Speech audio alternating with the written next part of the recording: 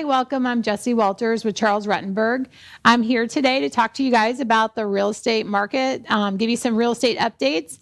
And right now, there's kind of a fraud alert, I want to say, as far as buying, selling, renting. I know I talked to you guys about this before and told you about experiences with people just copying the realtor.com ads. And when they're doing that, they're putting it on Craigslist, and then people are going out to the houses thinking that they're actually renting it from the owner, but some of the owners are in Africa, some of them are in, just other states, not in Florida. And they're just pretending that they're the owners. They're duplicating the owners' names and putting them on. As far as leases, they're going all the way with this. So just be really careful. In fact, when I was I went on Craigslist because I was kind of nosing around to see what was going on. At that time, when I was going through there, I noticed that if you don't press the box for you're in the United States. So they actually added that. I'm sure that people that are doing fraud, though, are not going to be pressing the box. So anyway, with that being said, just be careful on the rentals. If you're doing it yourself, if you put it on Craigslist, also you have people pretending to be other people. So you have, say, as far as tenants and stuff like that go, you're going to have people that are going to, you want to see their IDs, make sure their ID is in your hand. You actually look at it, not just copies. Again, there's fraudulent activity as far as, here, 5 common real estate scams, how to avoid them. But there's different things like that. So, and as far as the real estate scams go, as if you are the actual seller and you're trying to do a buy owner, I just had a gentleman, Edward, he's a great guy. And he was saying, why would I want to use a realtor? And a reason to use a realtor would be obviously to actually protect you from scams. So in other words, you're going to open up your house. You don't know who's coming in your house. When a realtor goes with the person, they have their driver's license, they have their pre-approval or their proof of cash. They know what they're actually dealing with it. And as far as if you're a homeowner and you're like, well, I'll save that commission. A lot of times, as I was saying with one of my customers, I just sold their house in Newport Richey. And again, his name's Edward. And I said, Edward, I'm going to protect you from from the consumers. I'm going to protect you from fraud. I'm going to protect you from all these different things. As realtors, we definitely go that extra step to make sure that you are protected. And what I mean by that is, so I get the calls, and like I said, I weed through them and make sure they're legitimate people. As far as a homeowner, they usually feel very insecure or nervous about asking, you want to come see my house? They get so excited and they don't think to ask them about their driver's license. You're putting yourself in a position where you could possibly be robbed. You could possibly be, someone could come into your house, case your house, and then leave, and then have someone come back out.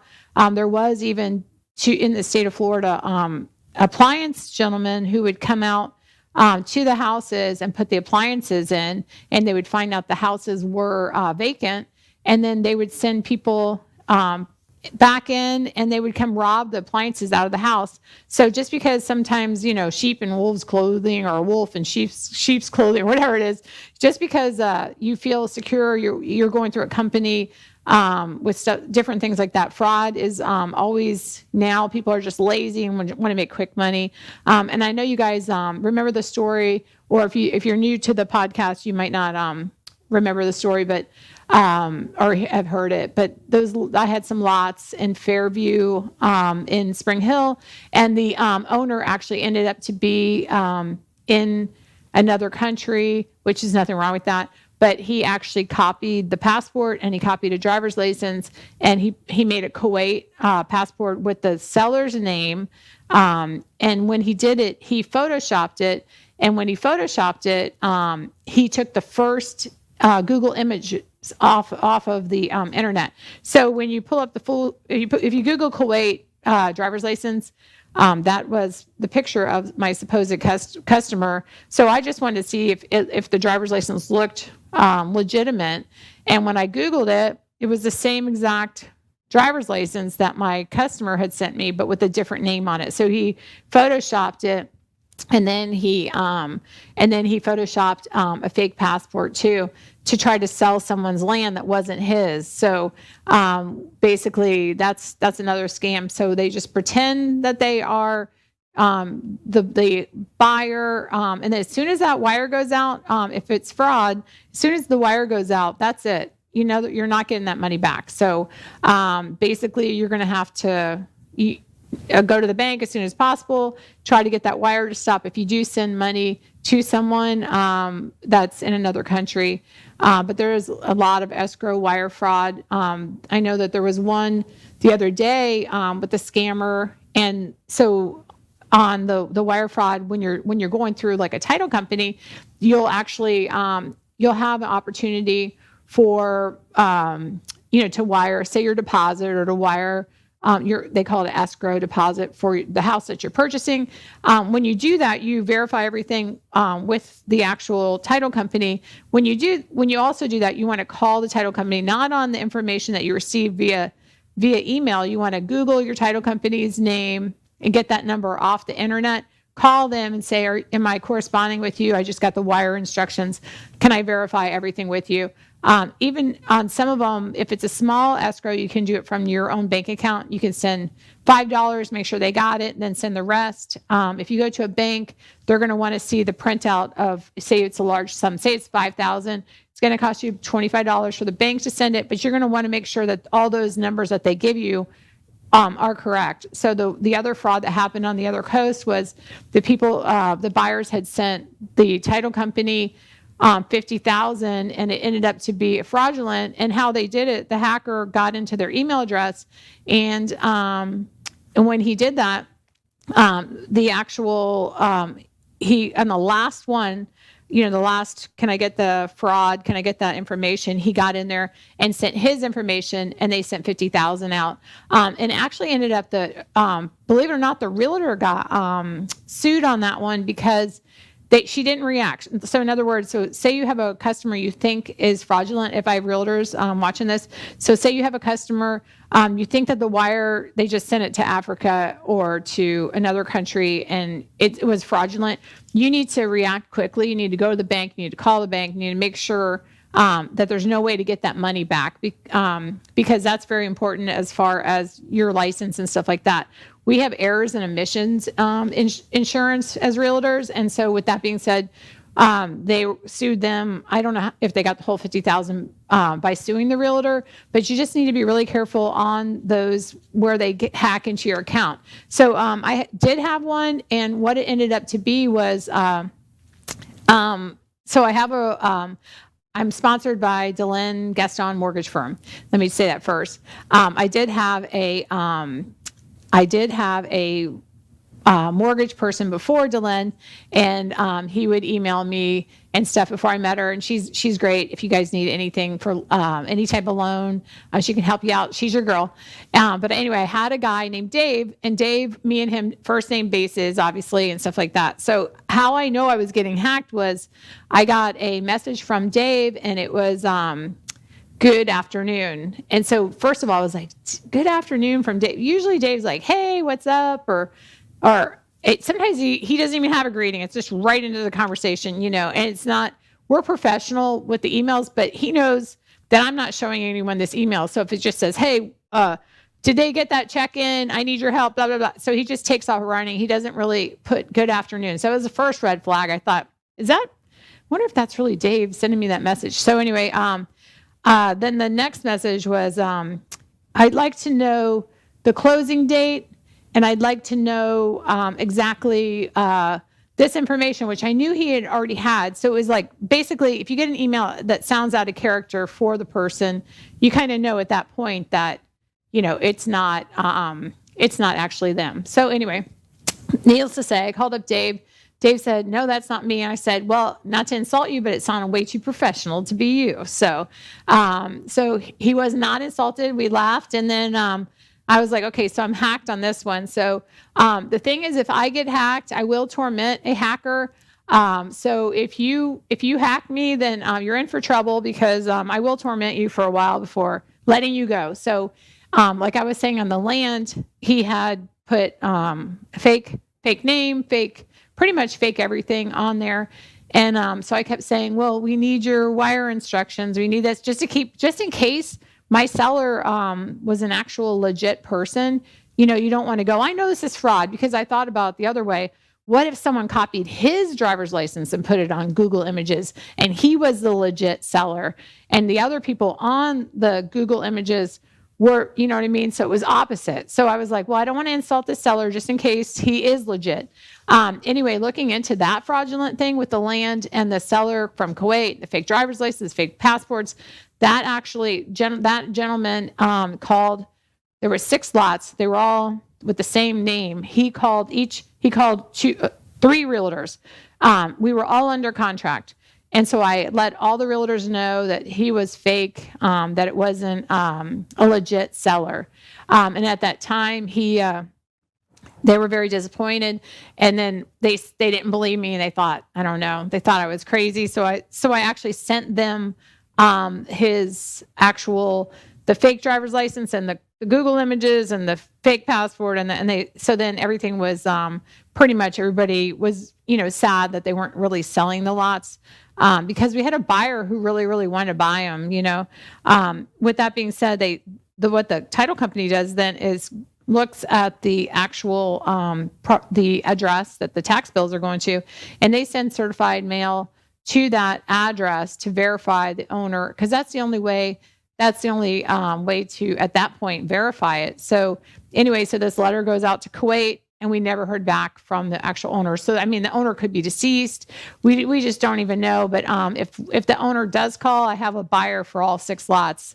And I have a fake seller too. So anyway, so that's how that one went. And then I know you guys know about the rental, where I said the rental scam where they copied the realtor.com.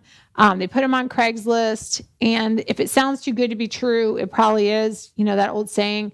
So they'll copy, there you go, fake listings and rental scams. They will copy your ad maybe even a couple better pictures, is which they do on mine. On the last 2, they put a little better bathroom in there. So it was like, good job, scammer. And then they sent a copy of their driver's license to the actual tenant to show that they were legit, but it was probably somebody else's driver's license. Anyway, so what they'll do is, so if you're a lazy realtor, and I think it's a $2,500 fine if you give out the code. So say I give out the code, say it's the code to the door is 123, but please don't give it to anybody. As soon as you give it to that scammer, it opens up, they're going to get deposits like crazy, because then they can just give out that lockbox code. So if you're renting your house yourself, or if you're a realtor, don't give out that code, because as soon as you give out that code to that scammer, now the scammer even looks more legit. So now they're in your house. I had one on Madison Street, Newport Richey, and went to the police department. They said that that when they did the IPE, IPI? Well, anyway, when they did that, it was in Africa. So the lady sent Cash App Sunday morning and texted me and said, I'm about to meet you. I sent you $1,000 Cash App. And I didn't have her Cash App. I didn't know who she was. I thought she was a scammer trying to scam me. So you know how they send you those texts. So I said, I don't know what you're talking about. I already have a tenant for that house. And then she went in to say that her mom lives in another state, couldn't make it here, but apparently someone who was pretending to be the representative to sell that house or to rent that house told her, if you send me $1,000, I'll go ahead and hold it for you. So the daughter was just going over to take a look at the inside. And unfortunately, there was no, she was not the tenant. She got ripped off $1,000. They tried to catch it. And then I had another one too. I told her to go to the police department, and I had another one, a gentleman call and say, well, I see you as a listing agent, even though I'm talking to this lady, Darius. She said she's the owner and you're not. And he said, but you're the rental agent. So he said, I can't understand. I keep Googling it and it keeps coming up your name. He's like, what do you know about this property on Madison? So I said, I know that there's a scammer, and she keeps putting down the ad and pulling it back and forth. And so now, and he said, well, I didn't give her money. She wanted money right away, which was like a red flag. So anyway, be very careful if you're renting houses. In fact, they had a commercial on fraud now. So So what they'll do is this is a red flag too, and it's an actual commercial, and it says that they can duplicate they can sign for your quitclaim deed, go record it and sell your house within 30, 60 days and you won't even know. So they're selling a service that checks your deed all the time to make sure your deeds are still in your name. You can do this by going on your property appraiser's office. What you do is you just put your address in and just make sure your name's on there.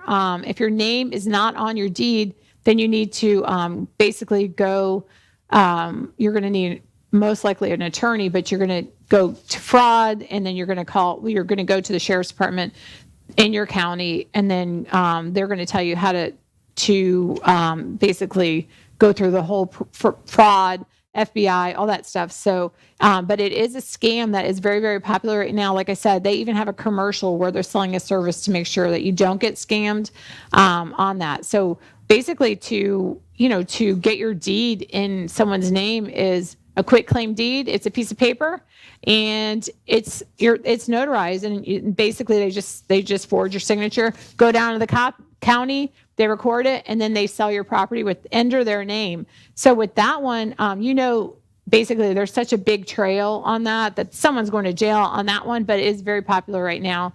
And I guess they figure, well, if I can get at least one person on this, then I can go ahead and, it's worth it as far as the scammers are thinking. But I know a lot of them are ending up in jail for doing this. They do it for family members. They copy their deed, say, grandma gave me the house, and then they sell grandma's house, and then she's out on the street and basically had no idea her house was even for sale. They just go to those buy here, like, I was going to say buy here, pay here, but like those, we buy houses for cash, get a quick transaction, get that money in their account, and then they're gone. So you got to be really careful on checking your deeds now, which I never thought that would be a thing. Another thing not to buy is when you actually sell your house, you're going to have a lot of mail. It's going to be like, welcome to the neighborhood. And sometimes Home Depot will send you 10% off. And you just get all these nice things, welcoming you and stuff. You're also going to get a letter that says, would you like a copy of your deed? And then it'll say, well, would you like a copy of your deed in a frame? Would you like your copy of your deed, this and that? And it has all these different options that you should get a copy of your deed, and you should this, blah, blah, blah. Well, when you buy a house, you're going to get a copy of your deed from the title company automatically. You don't have to pay. But I don't know if they're calling this, it's not really a scam, because they're going to send you a copy of your deed. But to get a copy of your deed, all you have to do is go to your property appraiser, and then click on the bottom where the deeds are usually recorded at the bottom. And you'll see it at the very bottom, like on Pasco County property appraiser. You just go to the bottom and it'll say how much you bought it for, $400,000. You click to the left and your deed comes up. And if you want to copy your deed, you can look right there. And that's basically how to make sure your house is still in your name too. But don't buy the deed advertisement when they send it to you in the mail. It starts at $25, and it's a ripoff, even though it's not fraud. So that's another thing not to do. Be very careful in your emails, what you're sending and stuff like that. If someone's, if you get the Microsoft bill, don't pay it, especially if you don't have Microsoft. That's kind of a red flag. But there's a whole bunch of different scams out there that people are doing. And when I go into scams, I always think to myself also when you're in a parking lot, if you're a woman, if you see someone that needs help, always call 911, even though you think that you could possibly help them and stuff too. Be real careful about people looking under cars and then, looking like they need help finding a dog, stuff like that. It's just a different world that we live in. So you just have to be very cautious and stuff. So I want to talk to you guys about some houses that I had, and I will have listed. So the first one is on Bellacride. This is a new listing. This one is $379. It is a 4-bedroom, 2.5 bathroom, located in Atlantic Lakes, beautiful Atlantic Lakes, Florida. It's a very nice house, and it is going on the market live today. So you guys get to see it first. So if you're interested in something like this, there's fresh paint throughout. They have a lot of big furniture in here, but you can kind of see the laminate floors there. And then as soon as, if you got like maybe just a simple couch, that room will look huge in there too. And so there's a kitchen. And like I said, they have the dog cage and all that stuff. But if you clear some of the big furniture out, like such as a piano, you could definitely see more of the floors and stuff like that. So that one looks really good. And then the next one I have is on Carver. This one's already under contract. It's 10215 Carver Avenue. That's the laundry room. Look at that. Do you guys see that dryer? The dryer is like 25 years old. It's a Maytags. There's an advertisement for Maytag there.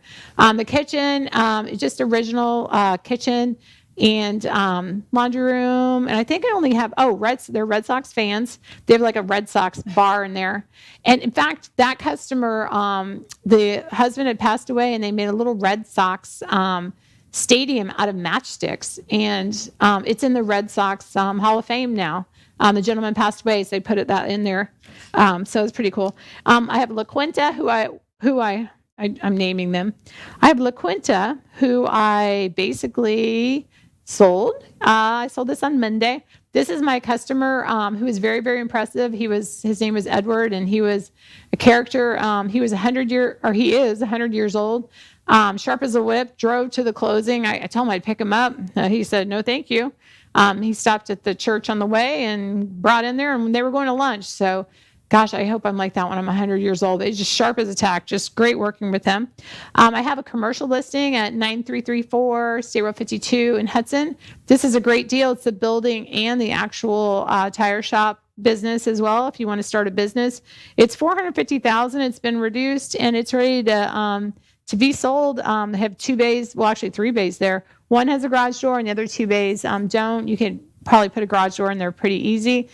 This is great for if you need the building or if you, like I said, want to start a tire business. It's right next to Dunkin' Donuts, right across from 5A high school. So it's a great location. I've had some coffee businesses contact me for the land. So we'll see if they work out. But so far it's still active and it's on the market. It's right between, like there's Taco Bell, there's McDonald's, right next door is Dunkin' Donuts, there's Checkers, there's a Wawa, there's a car wash. I mean, it's all within like I don't know if you're supposed to say stone's throw, but it's a stone's throw from there. I also have Petunia, which is a lot. Petunia is on the water, has a little easement there on the actual water itself, and that's a great location. The lots are hard to come by these days, and I have Broad, which is another one. Now these Broad is pretty much clear, ready to go. Just looks like one tree on this aerial shot. And again, I got to get better aerial shots on this one so you can kind of see because it has been built up quite a bit in that area. My last listing that I have actively right now is Commercial Way. This is under 19 point something acres. It's 1.5 million. And it is, I want to say buildable, probably between 15 to 10, which needs to be all basically you need to verify if you're a purchaser on how much is actually usable and if it can be switched from agricultural to commercial. It does have a road coming right off of US 19, excuse me, or Commercial Way and in Brooksville. It's the 34613, which is also called Weeki Wachee area, just north of State Road 50, about a mile. So it's a really, really good location and stuff. So thanks you guys for joining me. I have all sorts of stuff to talk to you guys about as usual. I just wanted to tell you really quick, interest rates. I talked to an analyst. Well, actually I went to a podcast. I didn't talk to them one-on-one. There were 16 of us, but anyway, and they were projecting, and of course everybody's projecting everything, but they're projecting that 5.5 interest rates is going to be about the highest that they're going to go. And again, if you see one of those advertisements and it says interest rates 3.5%. Or 4%, and it sounds too good to be true. It's not necessarily fraud, but what it is that you're perfect. If you have a perfect credit score, and you have a perfect credit score, you have hardly any debt. You have 20% down. So it's got to be like the extreme if it sounds too good to be true. So I have, like I said, Delenn from the mortgage firm. It goes by your credit. It goes by your debt ratio. It goes by all sorts of different things. So if your neighbor has a lower interest rate than you, then they're better than you with credits or something. Or if you're getting better than your friend, it's because you have a better credit score or debt ratio or income. It all goes together. So thanks so much for joining me. And if